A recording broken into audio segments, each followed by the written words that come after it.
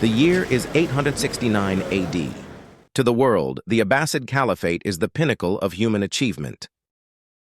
In the House of Wisdom, scholars translate Greek philosophy.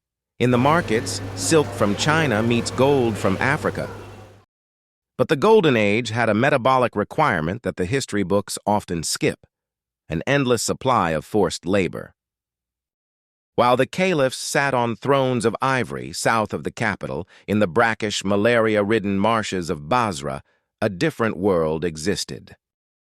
Here, tens of thousands of men, mostly of East African origin, known to the Arabs as the Zanj, toiled under a sun that felt like a physical weight. They were not domestic servants or soldiers, they were industrial laborers, tasked with a project of staggering scale, removing the salt crust from the earth to make the soil fertile for the sugar barons of the empire. This was the salt frontier, and it was a powder keg waiting for a spark.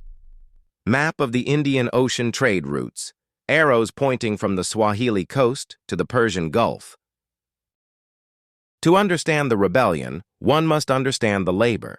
The Abbasid elite wanted to turn the marshlands of southern Iraq into a massive agricultural engine. But the land was dead. Centuries of tidal flooding had left thick deposits of salt. The Zanj were forced to scrape this salt away by hand, carrying baskets of toxic earth on their backs for 14 hours a day. They lived in Kaaba, temporary reed huts, moving as the work moved. They were fed just enough to survive until the next shift.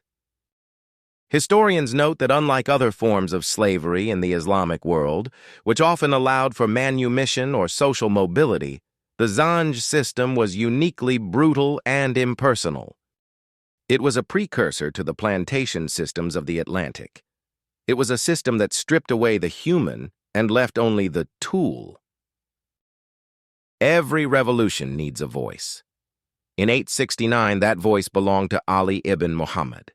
He was an enigma, a poet, a teacher, and a revolutionary. Though of Persian descent, he claimed a lineage that traced back to the prophet's son-in-law, Ali. He had tried to spark rebellions before in Bahrain and Basra, but failed. He was a man looking for a base. He found it in the marshes. Ali didn't just offer the Zanj a better life, he offered them a radical theology. He adopted the Kharijite doctrine, the belief that the leader of the Muslims should be the most pious, even if he were an Abyssinian slave. On the 10th of September 869, during the Friday prayer, he addressed the laborers.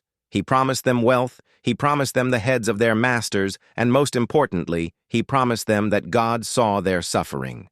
The spark had hit the powder. The initial revolt was a whirlwind. The Zanj did not have sophisticated weapons. They fought with shovels, wooden stakes, and the very baskets they used for salt. But they had the element of surprise and a desperate, burning rage. Within weeks, the small bands of rebels grew into an army of thousands. They overran the local garrisons. When the Abbasid authorities in Basra sent a small force to quell what they thought was a minor riot, the Zanj ambushed them in the narrow waterways. This was the first great realization of the war. The marshes were the Zanj's greatest ally. The heavy cavalry of the Caliphate, the most feared military force in the world, was useless in the mud. Horses sank, soldiers in heavy mail drowned. The Zanj, nimble in their small boats, dominated the terrain. By 870, the rebellion was no longer a revolt, it was a state. Ali ibn Muhammad took the title of Sahib al-Zanj, the master of the Zanj. He founded a capital city, Al-Mukhtara, the chosen. This wasn't a camp of refugees. Al-Mukhtara was a functional city. It had its own administration, its own judges, and it even minted its own coins, the ultimate symbol of sovereignty in the medieval world. More importantly, the rebellion began to attract others: Bedouin tribes, dissatisfied peasants, and even deserting government soldiers joined the ranks. At its height, the Zanj controlled almost all of southern Iraq and parts of southwestern Persia. They had cut off the trade routes to Baghdad. The capital began to starve. The year 871 marked the darkest chapter of the conflict. The Zanj moved against Basra, one of the greatest ports of the ancient world. The city was unprepared.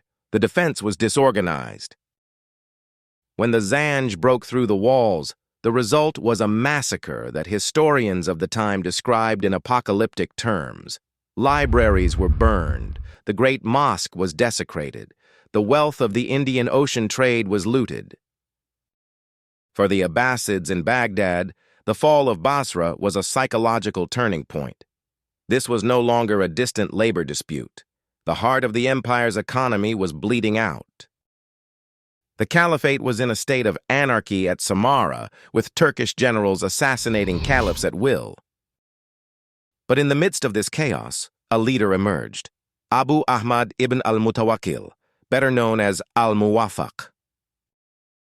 Al-Muwaffaq was a brilliant strategist. He realized that to defeat the Zanj, he had to fight them on their own terms. He spent years building a specialized riverine navy. He recruited engineers to build bridges and dikes to drain the marshes.